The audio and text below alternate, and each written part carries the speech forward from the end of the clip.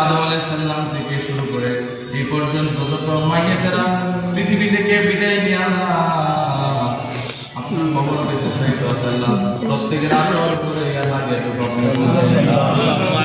আমিন। যাদেরকে উদ্দেশ্য করে আজকের এই দোয়া খতমে কোরআনের আয়োজন করা হয়েছে আল্লাহ আমাদের এই পবিত্র ভূমি, আমাদের সবুজ বাংলা, সবুজের ঘেরা আমাদের এই বাংলাদেশকে 1971 সালে আল্লাহ স্বাধীন করে বিজয়ের পতাকা যারা চিনিয়ে এনেছিল সমস্ত শহীদ আনতে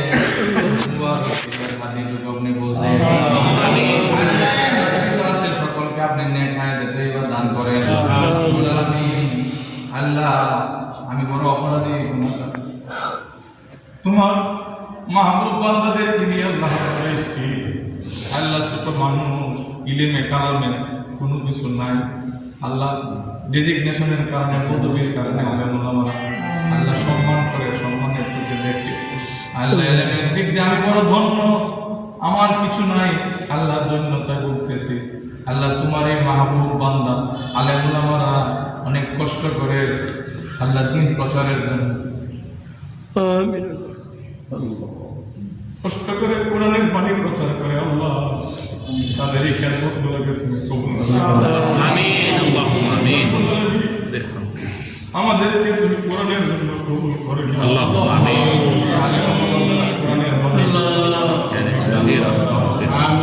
আল্লাহ যারা উপস্থিত হয়েছে সকলের সন্তানগুলোকে তুমি আল্লাহ সুলতান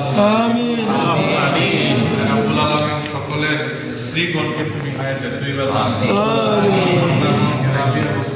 আমলদার বানায়া দিও আল্লাহ। আমাদের যত সন্তান আছে দেশে বিদেশে আল্লাহ সবাইকে তুমি সুস্থ রাখো, ভালো রাখো। আমাদের রিজিকের মধ্যে তুমি বরকত দাও। তোমাকে সার্বক্ষণিক ডাকে, তোমার খেদমত করে, তোমার দিন প্রচারের জন্য আল্লাহ নিজের জীবনকে বিলিয়ে দেয়।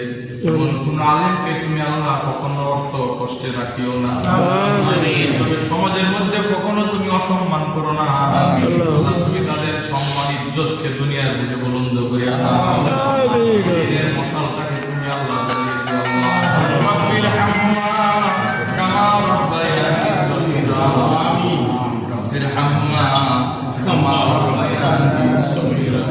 রব্বুল আলামিন। আমি জানি না আমাদের মধ্যে কে বাবা বাড়িঘর জায়গা সব কিছু রেখে ঈদের দিন সকালে বাবা একটা পুরাতন জামা পরে সন্তানকে নতুন জামা কিনে দিয়ে ঈদের মাঠে নিয়ে যাইতো, নিজে ভালো না খেয়ে সন্তানকে খাওয়াইতো। এমন বাবা যাদের হারিয়ে গেছে আল্লাহ, এই আলেমুল আমাদেরকে সাথে নিয়ে তোমার দরবারে যাদের জীবনের সমস্ত গুনাহগুলো আপনি মাফ করে আল্লাহ। জনম দুঃখিনী মা যাদের বিদায় হয়ে গেছে গো আল্লাহ, আমাদের জনম দুঃখিনী মার কবরটাকে তুমি জান্নাতের বাগিচা বানায় দাও আল্লাহ। মায়ের কবরটাকে তুমি জান্নাতের টুকরা বানায় দাও ইরহামহুমা কামা রাব্বায়ানি সগীরা আমিন। ইরহামহুমা কামা রাব্বায়ানি সগীরা।